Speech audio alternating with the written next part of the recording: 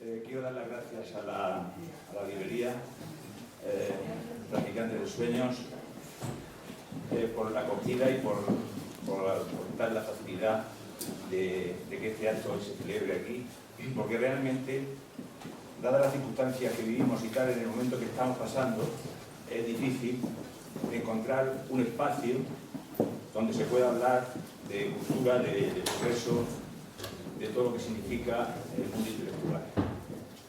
Estamos aquí para presentar el libro de Alejandro Tarantino, Los árboles solitarios, la hermenéutica del amor y los árboles. Es un libro publicado en la colección Devenir, en la cual, como saben, soy director y fundador desde el año 1984. Y nos acompaña, por una parte, según lo que figura en el programa. Creo que hay un pequeño cambio al final de todo. Nos acompaña Marifé Santiago Bolaños, Juan Ramón Martín, Juan Carlos Mestre y bueno, un servidor, Juan Pastor, como director, y mi situación aquí, mi postura aquí, prácticamente es testimonial, ¿no? Como apoyo y tal. Y por otra parte, también figuran como figura, digamos, en la invitación Esperanza Castelblanco, que va a hacer unos 2 solos de violonchelo. También al final se ha incorporado su hijo, el hijo de Alejandro, que se llama Aso, que también al principio va a hacer un solo, que va a ser un acto bastante variado y por lo tanto mismo, pues yo personalmente lo digo, me parece muy bien. Y el libro de hoy, Alejandro Tarantino, forma parte, yo me voy a remitir un poco a lo mejor no está conmigo el autor de acuerdo, porque este libro está dentro de un proyecto, pero realmente hay otro ensayo que saldrá en otoño, también de venir, que trabaja sobre, o es un estudio sobre las sombras, sobre la oscuridad y las sombras. Creo que también es importante, junto con este libro, por 2 razones. Primero, porque el final de este libro creo que enlaza un poco, o enlaza con la idea del libro, como estamos hablando, del ensayo. El libro que hoy nos ocupa, lo característico del libro para mí son, por una parte, el lenguaje y la expresión, cómo trabaja el lenguaje y cómo conduce a lo largo de todo el libro la idea de conjunto, junto con los dibujos, con los grabados, que hay un diálogo entre la imagen y el lenguaje. Y bueno, hay cosas que a lo mejor merecía la pena comentar y que es motivo de diálogo y de debate, pero bueno, yo creo que aquí las personas que están aquí en la mesa que nos acompañan, creo que van a hablar sobre el tema, sobre el libro, y por eso yo realmente no quiero extenderme demasiado sobre el libro, porque, como digo, no creo que sea mi función, pero sí aclarar que está dentro de los parámetros que Devenir ha defendido siempre, y por eso fue por lo que me interesó desde el principio el proyecto, tanto este como el de ensayo, porque hay algo más que unos textos. Para mí es algo más. La forma de hacerlo, la forma de expresarlo, cómo se ha montado o se ha paginado el libro, porque el libro está tal cual la idea del autor. Bien, en principio lo que va a abrir el acto, el hijo de Alejandro, que va a hacer un solo de violonchelo.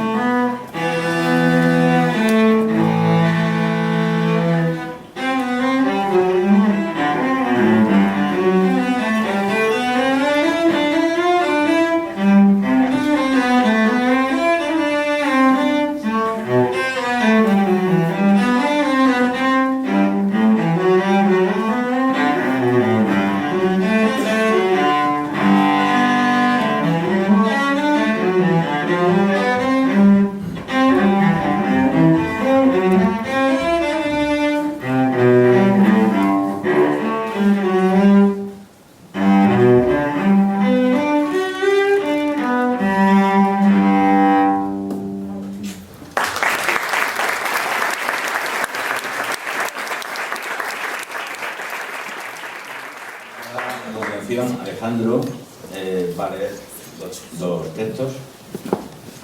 Voy a leer 4 poemas hoy, nada más, y el primero de ellos se llama Aranqué, necesidad. Me liga a la tierra ineludible, a la ruina del carro alado, a ningún otro sol órfico o idético, a ninguna otra forma de la vida o del bien y del mal, ningún paraíso de yermas respiraciones prometidas. Me liga a la sucesión de árboles aislados en la agrura y en la planicie alimenticia, al tejo que no eligió su melancolía ni el paso de las almas lejanas, de las que se esconde en su ínsula egregia, pórtico de horizontes que inician en su soledad el adviento de las raíces a la bruma de los montes. Me liga a un no tiempo de sobreseguidos epitafios trágicos y oscuridades más amadas que la luz deforestada hasta los bosques de Tomis y el mar de Azov. Me liga al error de amar, al exilio de ermita.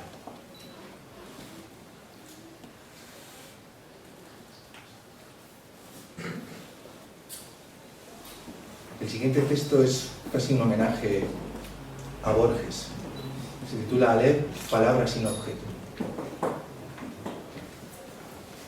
Simúlame, deidad de bosques telúricos, de nombres sin fin en el laberinto de la luz, aljama de reflejos en antesalas vacantes y dormitorios de oscura sangre, sin ninguno de los sigilos de la semejanza, sin nadie, sin el hermetismo del cedro de Adriano y el arco del Tilo, sin el centro del crótano, sin el clítoris eréctil de la almendra y el profundo valle de los cerezos de otoño que no saben de abril.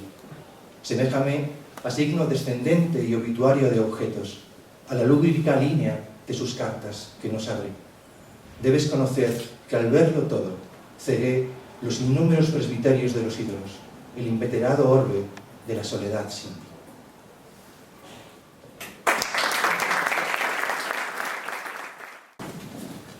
Voy a leer un texto que he preparado para esta ocasión.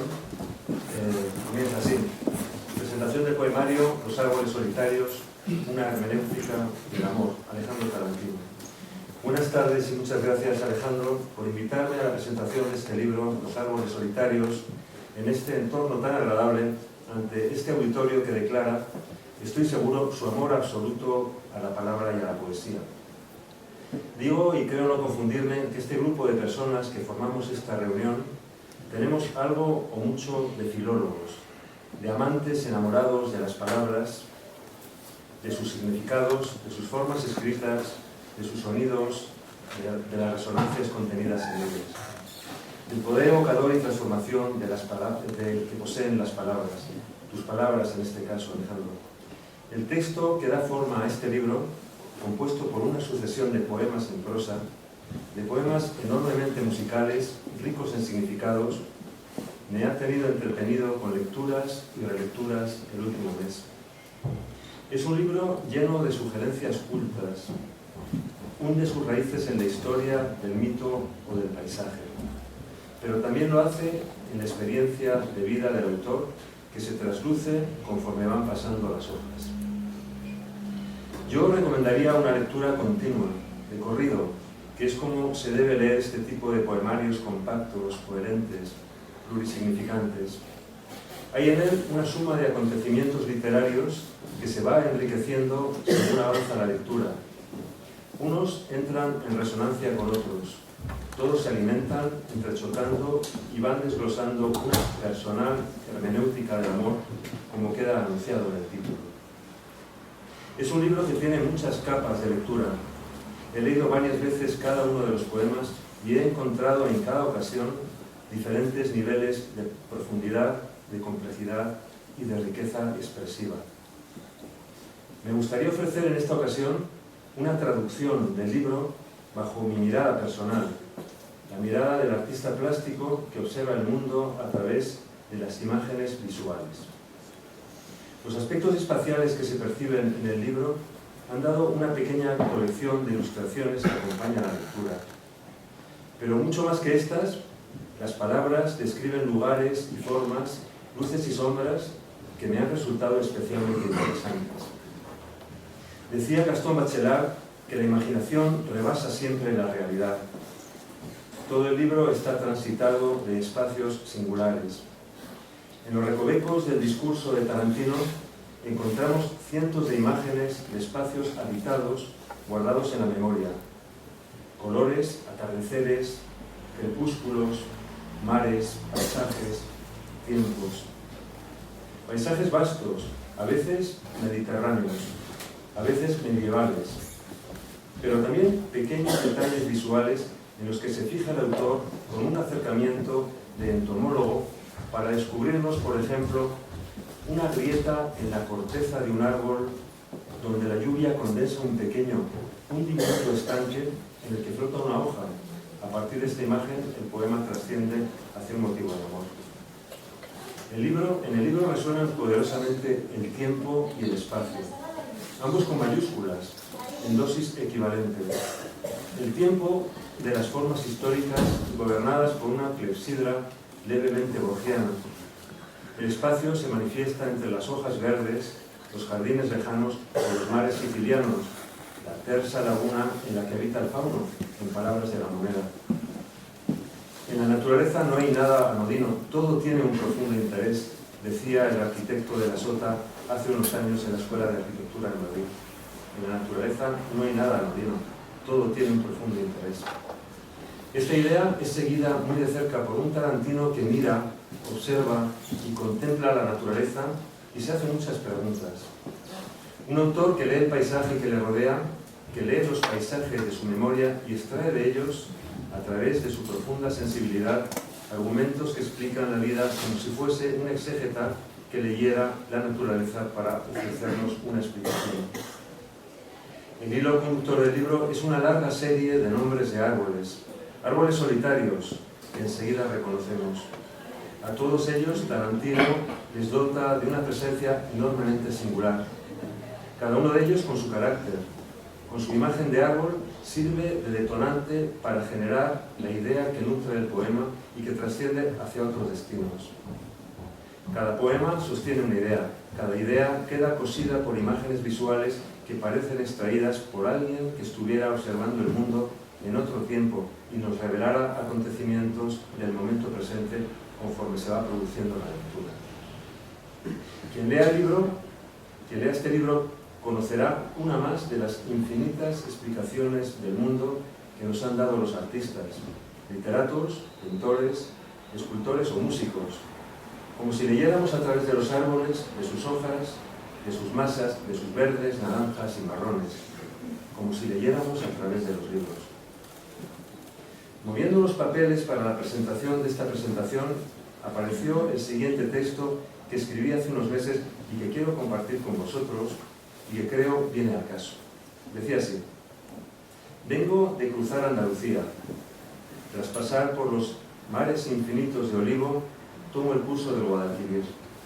Cazorla. Veo de lejos las cumbres de Sierra Morena. Me dirijo a ella. Voy hacia el valle del Guadiana. Paro en Fregenal de la Sierra. Los alcornoques se dibujan contra el cielo en una caligrafía extraña. Fin de la cita. Algo de todo esto atraviesa las páginas del libro. He compuesto, tomando palabras de Tarantino, un pequeño bouquet visual como aperitivo del libro que os ofrezco a continuación. Los árboles solitarios, una taxonomía de sentimientos como letanía. Olmo, paisaje, sal, montañas y hojas postran tus miedos. Roble, descriptiva, verciales, Córdoba, eternidades. Acebo, letanía o antífona, clepsidra bajo la lluvia. Aliso, todo es tiempo, amor menos nosotros. Olivo, experiencial. He vuelto al líquen del nogal, experiencia. Enebro, canción siciliana. Tilo, declarativo. Encina, sin Dios, sin destino. Anuncia un final seguro, padecimiento. Nogal, soledad en diciembre, bosque solitario. Álamo, mi vida, mi paisaje, mi necesidad, non cesare. El libro que nos ocupa esta tarde viene de muy lejos, tiene algo de sublime.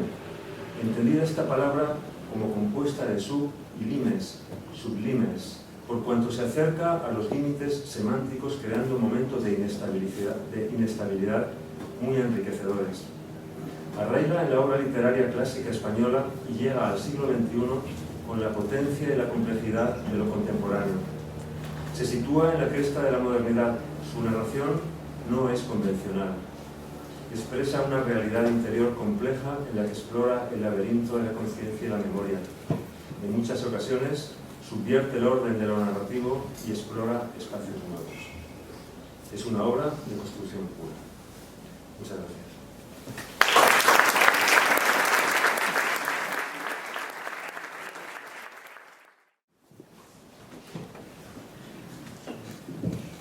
Los poetas callarán que ha muerto.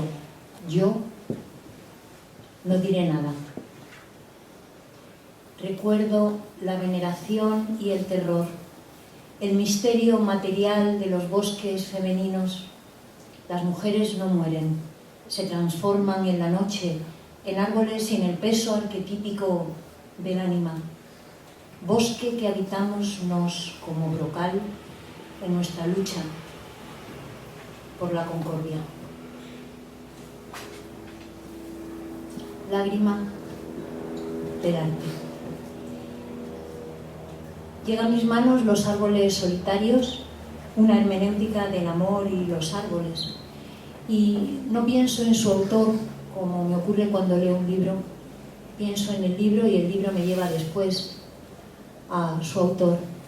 Y lo leo y lo transito siguiendo el ritmo del propio título de Estos árboles solitarios, y recuerdo, como no, aquella máxima de María Zambrano que dice que escribir es conservar la soledad en que se está. Y en ese conservar la soledad en que se está, me encuentro en el viaje por un bosque. Estos árboles son árboles, como decías hace un momento, lejanos. Son árboles distintos y al final todos ellos configuran un paisaje, configuran un bosque. Pero Alejandro Tarantino ha entrado en ese bosque y ha hecho algo que solo los antiguos, los magos y los poetas son capaces de hacer, y es crear un espacio sagrado, es crear un templo, es crear un claro en el bosque. Y ese claro en el bosque es este libro que llega a mis manos en ese momento. Y yo lo transito y lo viajo. A partir de ese momento el poeta dirá lo que tenga que decir, callará lo que tenga que callar, y el lector entrará llamado por esa sombra y llamado por ese silencio y por esa palabra ya dicha. Y esto es lo que ocurre, lo que me ha ocurrido a mí, que me he convertido sin más en lectora que transita el bosque. El tiempo siena del agua, corren los geológicos encinares, abre bermejas grietas con el pico helado de la noche en los minerales. Lágrimas pétreas abren el lento espacio de la simiente, el seno de la raíz. Todo es sin tiempo, amor, menos nosotros. Y hay en ello una eternidad del lugar de granito, un enclave sin nosotros, una pena arbolada. Hay la eternidad de la vida y una mirada que suspende su discurrir sin importarle, también sin importunarla. El poeta traza caminos con sus ojos. Vuelto, esperando el rayo en la sien del cárabo, el arder del alma en el tiempo sin daño, antes del desprecio, cuando aún la noche era el ánimo de lo dable, el vuelo del hambre. Han caído en lo tardío las primaveras, entrando en la nieve como muriendo en él la semejanza de mí, en el invierno la ternura, en la edad la vida, cuyas palabras no escuché cuando el olivo era llama, loa. La forma va definiendo identidades y la lectora se reconoce. Este libro invita a la exposición del alma. Árbol yecirático que en el tiempo de los teólogos dejó libre su alma, saliste de la cábala y del marasmo salvífico que nunca acogiste. El libro es una invitación a la mirada que lleva hasta ese lugar sin espacio. Conócete a ti misma, un paseo entre los árboles de un jardín donde se da el amanecer primero, adánico, y la primera disidencia, Eva. Negra agua del caudal de las bibliotecas. Y aparece entonces la memoria, huella de la disidencia, del decir no, de la voluntad y el sueño, Cada página es un fruto y es una hoja caída, y cada hoja posee lo que ya ha sido y seguirá siendo siempre.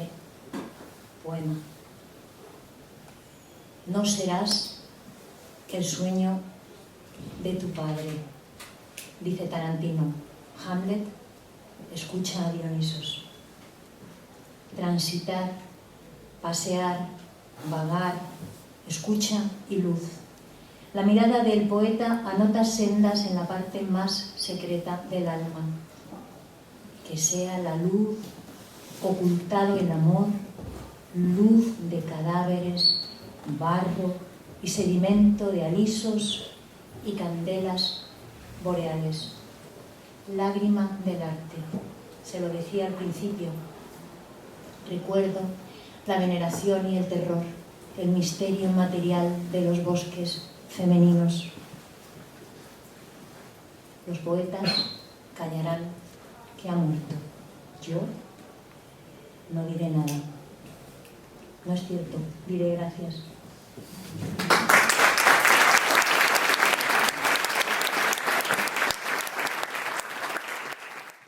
Buenas tardes, amigas y amigos.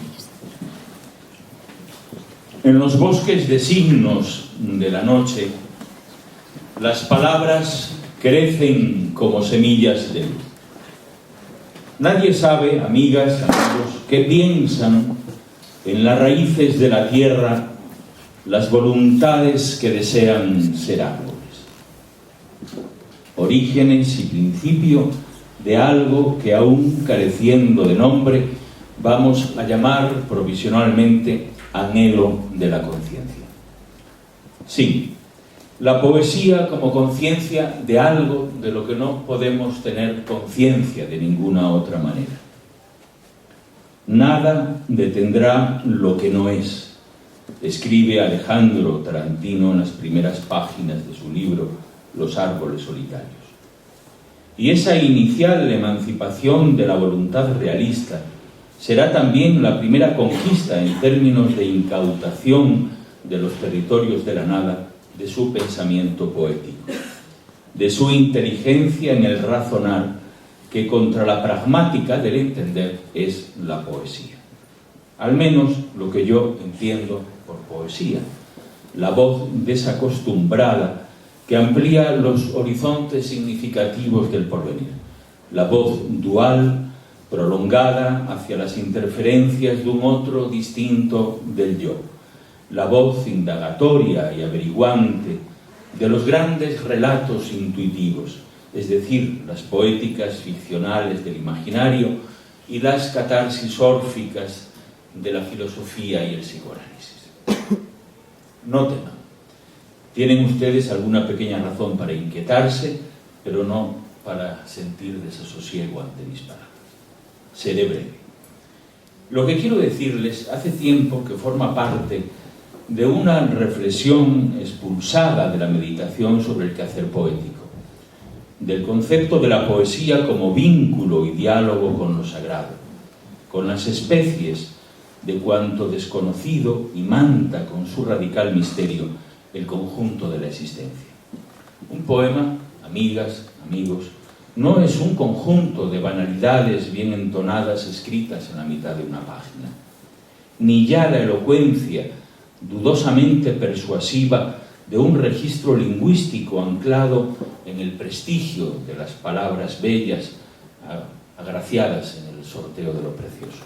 La belleza, como el conjunto de las utopías de la personalidad yoísta, ha muerto de aburrimiento en los anaqueles de la vieja retórica. Es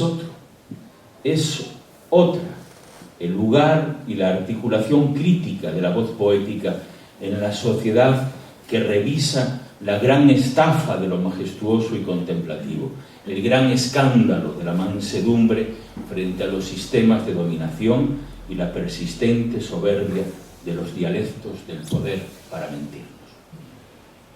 Si tiempo y eternidad ocupan un común lugar en los vacilamientos, en los balizamientos de las obsesiones del yo, lenguaje y resistencia han de desalojar de la edad de la vida el temor metafísico a la duración y la muerte que llega como obsesiones predominantes de lo trascendente. Operan en esa zona de peligro las herramientas del idioma y los lenguajes de alternancia y variación. Todo lo demás, aun cuando nos guste tanto como la música mala, va camino de convertirse en inocua materia de una aún más inútil docencia y en didáctica de la obviedad. Es necesario decir estas cosas para hablar de lo alterno, lo que por alterno es perdurable, del árbol solitario, de alguien de regreso a la casa única de los donantes de saber, el poeta, el amante, los profetas ciegos por la noche sin daño de las promesas. Ahí radica, creo yo, la voluntad contemporánea por generar un discurso de la otredad, una voz que, haciéndose cargo del desafío del otro, de lo otro, la persona y su figura simbólica, la estatua sensitiva de lo humano en la inmovilidad del paisaje, dé cuenta del relato de las semejanzas, establezca conducta en las palabras, redima, es decir, libere, perdone, ejerza justicia sobre las heridas de lo humano. Simpatía y gracia, el don de la afinidad con lo clausurado a los encantamientos de la cordialidad colectiva, la socialización de los bienes espirituales sobre los baldíos del mundo. Árboles y palabras unidos en el destino común de lo perennemente emboscado en el tiempo de lo irredento. Alejandro Tarantino ha escrito un libro ineludible, o sea, un bien necesario. El bien procede de lo inmanente a su poesía, una posesión sin beneficio, un canto sin ventaja, la revelación como fortuna, y lo necesario de su carácter útil en cuanto error del habla, en cuanto proyección, disímil y presencia de lo salvífico. Estos árboles de Tarantino son cuerpos bajo la intemperie de las estrellas, son personas extrañadas en la soledad, seres, individuos, sujetos con motivo de razón, radicales simbólicos, criaturas en lo difícil de lo viviente, sí, pero seres también en la celebración amorosa de la tierra y el aire. Estas figuras erectas sobre la ceniza del Eros y la ceniza del Tánatos son el deseo fulgente de cuanto se anhela y forma parte del gran desafío humano. La perduración del proyecto común y sostenible de la esperanza. He dicho esperanza, también debería haber dicho piedad y misericordia. También debería añadir bienestar y bonanza y colocarlo en el testimonio junto a infortunio y sufrimiento. Hay algo conmovedor en este libro, algo que proviene de su arte hermenéutico, de su capacidad de interpretar el mundo como texto y universalizar una teoría de la verdad desde la concreción de su habla. Hay algo que vincula profundamente las raíces de la letra con las narraciones de la cultura, un elogio saint-jean-persiano de la plenitud del mundo a través de sus árboles, de su vibrante frondosidad y su, permítanme, soledad sonora ante lo arcano y lo cósmico. La melancolía es el verdadero ángel entre los escombros y las ruinas, escribe en un memorable verso Tarantino. La tendencia triste del árbol a la inmovilidad, un ser por sí mismo, oculto en la transparencia de lo paradójico, religiosamente social y solitariamente ético. Eso alcanzo yo a comprender de estos árboles bajo los que Hamlet y Kierkegaard aguardan acaso la resolución del enigma, la ironía de lo agotable y lo infinito. Un árbol es un misántropo, un bosque, una asamblea de solitarios. Pero más allá de su metáfora, de su traslación de significados, está la mudanza de las funciones significativas del idioma. Porque existiendo árboles, hay navíos que justifiquen el mar y las razones sumergidas del invierno. Y sin duda, para decirlo con sus propias palabras, la propia tierra de tu paraíso. Alejandro Tarantino es un poeta que ha asumido los desafíos de la modernidad desde los presupuestos más heterodoxos y eclécticos del pensamiento crítico contemporáneo. Sus árboles son esa realidad absoluta de la que nos habla Eliade, en la que todo se difumina a favor del concepto de la vida sin muerte, lo que la brillante lucidez de Cirlot, con Eduardo Cirlot, visualizaba simbólicamente como el árbol recto que conduce una vida subterránea hasta el cielo.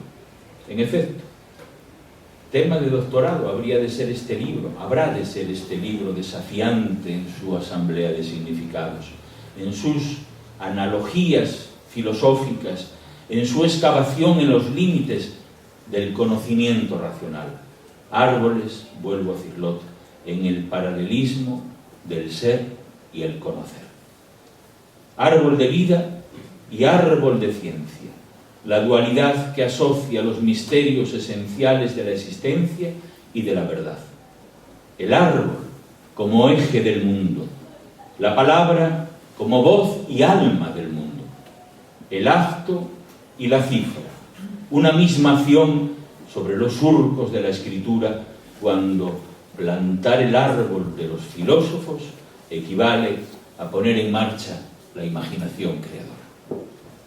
Como una hermenéutica del amor y los árboles, subtitula Tarantino su libro. Un arte de la interpretación del deseo como invariable origen del mundo. Un proyecto teórico que, contra los hábitos mentales que han acabado por esclerotizar con sus costumbres discursivas el ámbito de lo poético, no cabe duda, restauran la ilusión y restituyen los encantamientos significantes a nuestro horizonte estético. Termino. Si la madera simboliza por excelencia a la madre y la madera quemada a la sabiduría y la muerte, estos poemas, estos árboles vivísimos, chopos, sauces, tejos, cerezos, naranjos, tamarindos, arces, tilos o alisos, representan el universo más sentido de lo humano. Los anillos fonéticos del habla, la circularidad de cuanto contiene en su cifra la poesía que nunca muere.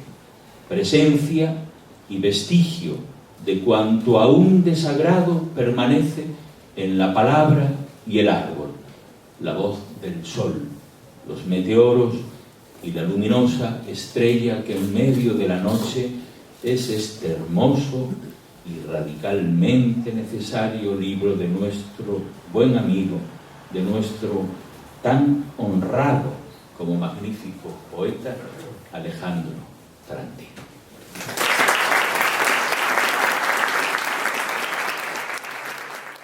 Alejandro va a leer dos poemas, creo. Mandorla y Pináculo. La cripta ecuánime del amor guardará, arrobada, nuestros sexos uncidos. Tu vacante representación medieval, mi gótica aspiración a ese vacío. La guerra de la crónica elegíaca de la debilidad. La contienda de la vida alcanzará las torres extintas del cemento, aras febriles del que vio lo profundo, fámulo entre mirlo y romero del placer. Esa prueba de la última línea del alcaudón y su trino hendiendo el haz de la sombra en los viñedos, donde el animal se extingue.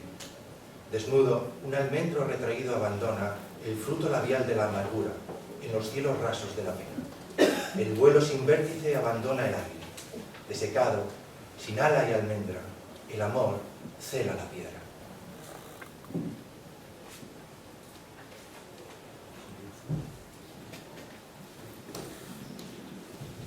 Extravío en la oscuridad. Lumbre es el dolor de tu faro excavado en la rama. virtud del aire que presta la llama y la nada en la que creces, como crecen los misterios que guían la vida, los méritos de la penumbra y el amor que legislan lo indeleble e invisible. Elegidos, ellos son en la noche aceptada el inicio de la entrega, un salmo de horas perdidas en el tiempo de los luceros, y de repente llueve en las afueras de la luz, sobre el bronce de mis armas llueve, la noche se encuentra en el agua acá del fuego de los horizontes, suena el filo de la espada, la última batalla de los bosques, la última niebla entrará en la mañana para rendir los astros de la verdad a los nómadas, a la palabra deshabitada en los signos de la iluminación. Los poetas callarán que ha muerto. Yo no diré nada.